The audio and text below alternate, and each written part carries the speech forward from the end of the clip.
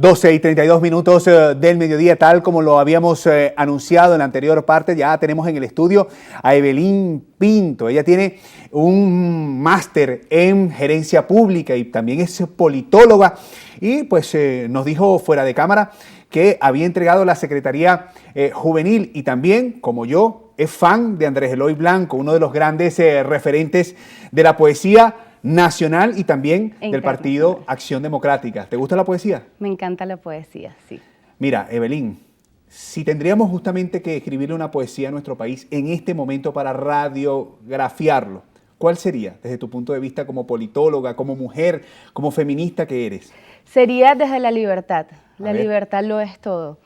Bueno, crear una poesía aquí en este instante, imagínate, no qué gran compromiso, pero hacia allá deberíamos enfocarla porque ahí se embarga lo que hemos vivido en los últimos 23 años. Pero Venezuela inspira cosas grandes. Por supuesto que sí, Hermosa. Por algo todavía estamos jóvenes que decidimos quedarnos aquí en Venezuela. No todo el gran talento se ha ido, son unos valientes mis hermanos y hermanas que se han tenido que ir, pero aquí en Venezuela todavía queda gente joven y talentosa dispuesta a darlo todo por el cambio que tanto necesitamos. Fíjate, hablando de quedarnos aquí en Venezuela, Rómulo Gallegos, justamente uno de los referentes de tu partido, escribió sobre la necesidad de, justamente en su momento, cuando también había un éxodo, tanto de entrada como de salida, de quedarnos, y además, podría decirse, él, digamos, lo argumentó diciendo que tendríamos que celebrar las grandes mieles de lo que significó el hecho de quedarnos. Hoy los economistas hablan de que el país va a seguir creciendo económicamente. La CEPAL dice que un 5% va a crecer nuestro país. ¿Qué opinas tú al respecto desde tus dinámicas? ¿Cómo has visto el dinamismo económico y cómo eso se está entremezclando con la política? La vicepresidenta ejecutiva de la República dijo, entre otras cosas, que la política no podía vincularse con la economía. ¿Qué opinas tú? No, por supuesto que se vincula, y hemos visto también un gran cambio de rumbo en el oficialismo. Y eso es algo que hay que hablar con sinceridad. Aquí el debate hay que sacarlo de la polarización de izquierda y derecha. Porque si vemos las últimas políticas económicas que se han implementado desde el gobierno nacional, para nada tienen que ver con la izquierda, ¿no? En realidad vemos cómo el salario de los trabajadores ha sido destruido, se dio un bono que no está indexado a sus beneficios anuales, vemos cómo está destruida todas esas reivindicaciones laborales. Por un lado, vemos zonas económicas especiales, vemos privilegios para ciertos grupos, para la importación y para que hagan lo que quieran en ciertas zonas económicas. Entonces estamos hablando de verdad de unas políticas económicas que benefician a la clase obrera y trabajadora. Esas son cosas que hay que hablarlas. Vamos a salirnos y dejar de que se roben esas banderas, porque yo como ADEC y socialdemócrata tengo que reivindicar la centroizquierda. Creemos en la economía, creemos en la propiedad privada, pero también creemos en cierta atención del Estado para poder controlar y beneficiar, bueno, a todas las clases menos privilegiadas en el país. Entonces hay que primero desmitificar eso, ¿no? De que el gobierno nacional es el que prela y el que busca proteger a ese trabajador y a esa trabajadora. Vemos últimamente unas políticas económicas que han cambiado el rumbo de lo que eran los últimos 20 años. ¿Te parece oficioso eso? Depende hacia dónde vaya. Es que al final del día no está beneficiando a la población venezolana, está beneficiando solo a cierto grupo privilegiado. Seguimos sin que haya un Estado de Derecho, sigue habiendo muchísima corrupción, y si nosotros no damos seguridad jurídica, es muy difícil que el empresariado pueda seguir apostando a un crecimiento verdadero en Venezuela. Y no podemos ver una economía estable si la clase trabajadora sigue siendo tan afectada con estas políticas. Pero se han abandonado ciertos criterios dogmáticos que son propios del socialismo real de la Unión Soviética y el comunismo propiamente. ¿Qué opinas tú? Claro, y eso lo vemos incluso en muchos partidos que agrupaban el Gran Pueblo Patriótico y como ahora se han ido desvinculando y deslindando de lo que es el PSV. Hemos visto las últimas pronunciaciones del Partido Comunista de Venezuela, como otros movimientos que, bueno, ya se habla incluso de un chavismo disidente. Entonces, y eso es muestra de cómo ellos se han ido desligando de todas estas políticas económicas que aplicaron de control de precios, etcétera, en los años anteriores. Fíjate, otro aspecto muy importante, vamos a la política. Hay mucho movimiento. De hecho, en tu partido se recibió, creo que fue ayer, al partido Fuerza Vecinal, que está haciendo como un recorrido por, digamos, el resto de los candidatos. Carlos Prósperi es uno de ellos, para, digamos, identificar a quién le van a dar el apoyo. ¿Qué nos puedes decir de eso? ¿Cómo está justamente la candidatura de Carlos Prósperi de cara a esas primarias? Y bueno, te lo tengo que preguntar porque ha trascendido a la opinión pública igualmente. Los candidatos, según un reconocido periodista, barajan la posibilidad de que esas primarias no se realicen. ¿Qué opinas tú? Bueno, en el marco de la ciencia política y de hacer política tenemos que manejar diferentes escenarios. Ya basta de tener un plan A y resulta que cuando cambia todo nos estrellamos contra la pared. Entonces es válido que se piensen en las diferentes opciones, pero como Acción Democrática y desde el comando de campaña de Carlos Prósperi nosotros apostamos a que se den las primarias. Incluso hemos llevado a este equipo el que más ha recorrido todo el país. Carlos Prósperi lleva más de un año recorriendo cada rincón de Venezuela y rodeándose de los mejores hombres y mujeres e incluso fue el primer candidato que presentó un plan de gobierno porque creemos y apostamos a ese verdadero cambio que requiere Venezuela. Sin embargo, para nosotros siempre va a prevalecer la unidad. Necesitamos estar unidos para generar ese cambio y lo hemos demostrado en años anteriores y lo dijo nuestro candidato en la rueda de prensa al salir del debate la semana pasada, que si nos inhabilitan nos vamos a hacer un lado. Para nosotros no ser una barrera en llegar a esa unidad y poder vencer lo que tanto deseamos vencer. Evelyn, el gobierno ha alertado a la población que las primarias podrían, en todo caso, derivar en hechos de violencia. ¿Qué opinas tú al respecto? ¿Se tiene que superar, digamos, toda forma de violencia para el ejercicio político? ¿Es una opción real? ¿Qué opinas tú? Hay que superar la violencia. Nosotros somos civiles, nosotros no somos primero ninguna guerrilla ni ninguna fuerza militar. Nosotros vamos por eso con la ruta electoral y me siento muy orgullosa de que hemos rescatado esa ruta y que incluso algunos actores de la plataforma unitaria y de la oposición que se habían alejado de la ruta electoral hoy en día se están sumando y escribieron sus candidaturas para las primarias. Tenemos que apostar a que se dé este hecho porque es la manera de legitimar a ese candidato o candidata que tanto quiere la población venezolana. Y el diálogo, Evelyn, además de las primarias, se dan procesos de diálogo. De hecho, ayer se reunió la vicepresidenta con el presidente Macron y algunos presidentes latinoamericanos para destrabar aspectos como las sanciones. ¿Qué opina Acción Democrática de las sanciones? ¿Tú crees que han afectado a la población venezolana o es solamente contra el gobierno? ¿Tú crees que el gobierno ha pedido elecciones libres de sanciones? ¿Cómo lo valoras tú? Bueno, en primer lugar, sí creemos en el diálogo, en el entendimiento, porque justamente nosotros tenemos que reconocer al adversario, el que piensa diferente. Como demócratas y pluralistas, en el ejercicio verdadero, reconocemos al otro y no vamos a convertirnos en lo que tanto criticamos. Incluso nosotros apostamos a que se pueda reanudar la mesa de negociación en México. En cuanto a las sanciones, ¿qué te puedo decir? Lo primero es que hay que reconocer también ¿cuál es la consecuencia de la gran crisis económica y social que vive Venezuela? Es consecuencia de unas políticas públicas mal realizadas, mal ejecutadas, mal supervisadas y de una gran corrupción que ha habido en los últimos 23 años. Entonces, tenemos que ver la historia completa y no solo con unas actividades en específico. Evelyn, me están indicando que tenemos que irnos a una pausa, pero tú te quedas con nosotros porque vamos a seguir hablando sobre el relevo generacional, sobre las elecciones presidenciales del 2024 y tantos otros temas. Y podemos seguir hablando de poesía de Andrés Eloy y de Rómulo Gallego, ¿te parece? Me encanta. Gracias. Es Evelyn Pinto, politóloga, miembro ahora de la Dirección Nacional del Partido Acción Democrática. Está con nosotros en la entrevista meridiana. Esto es Noticias Canal I. Ya venimos.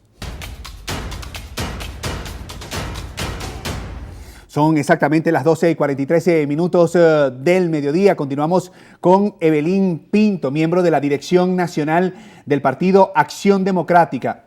¿Entregaste la Secretaría Juvenil del Partido Acción Democrática hace un mes? Correcto. Y ahora eres miembro de la Dirección Nacional. ¿Ha comprendido Acción Democrática la necesidad de nuevos rostros, nuevas caras? Te lo pregunto porque pareciera que en el gobierno también hay otros actores que están surgiendo y en la misma oposición en el resto de los partidos políticos.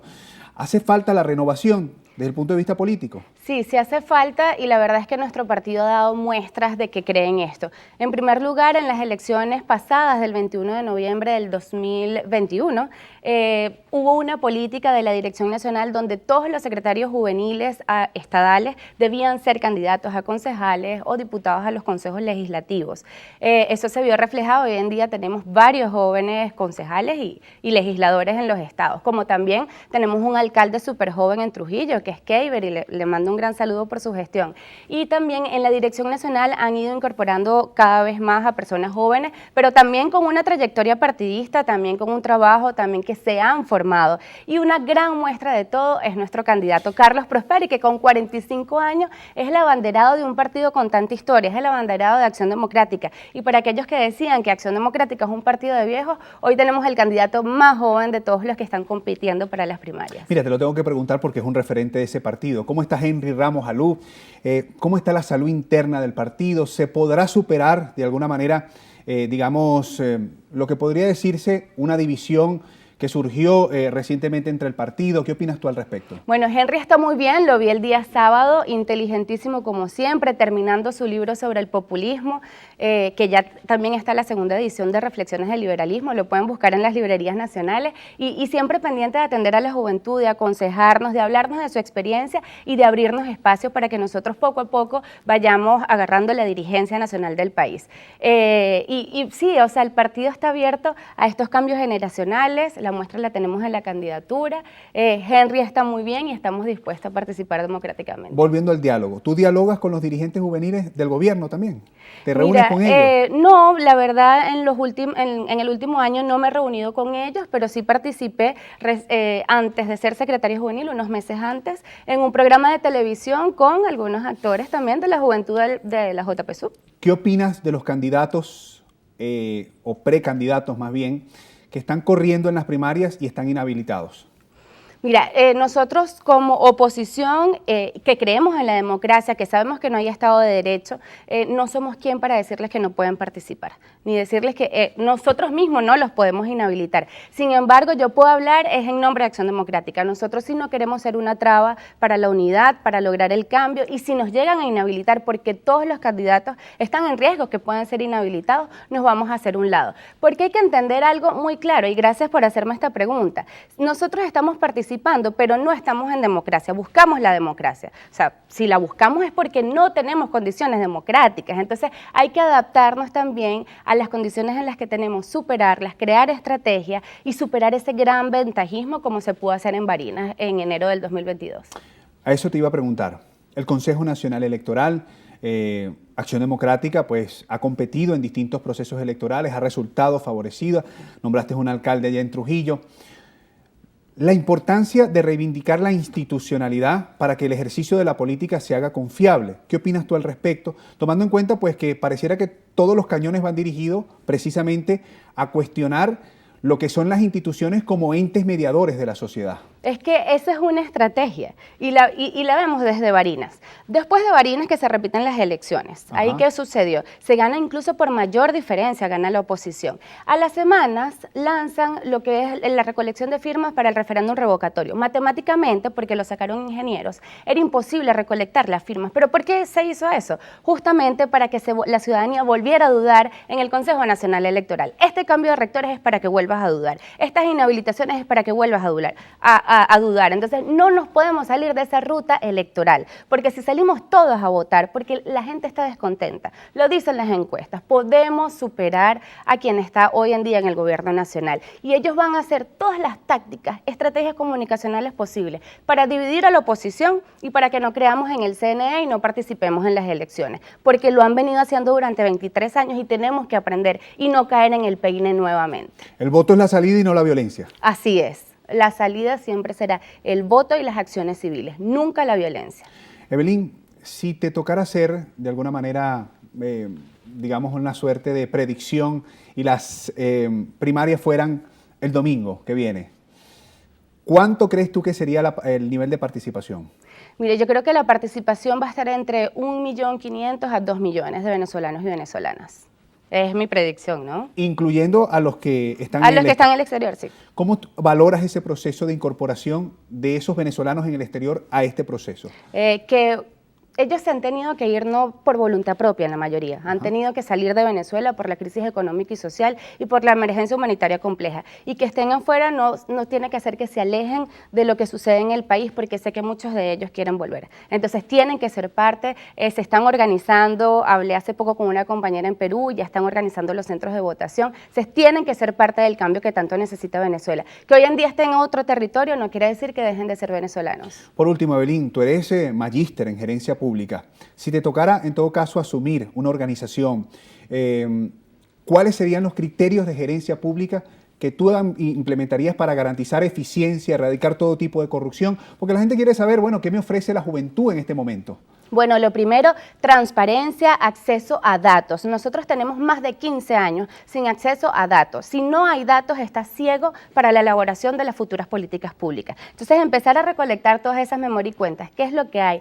Trabajar de la mano con el Instituto Nacional de Estadística, porque sin números no podemos hacer nada. Con transparencia y tecnología. Hoy en día, y sueño con eso, hay aplicaciones que se pueden hacer con geolocalización a nivel nacional para que los ciudadanos puedan reportar, por ejemplo, fallas de servicios públicos, mala atención de funcionarios públicos, huecos, fallas de agua, de electricidad, y nosotros desde el equipo del plan de gobierno de Carlos Prosperis apostamos a una Venezuela innovadora y tecnológica. Muchísimas gracias, Evelyn, por tu participación. Para mí fue un honor tener la oportunidad de entrevistarte.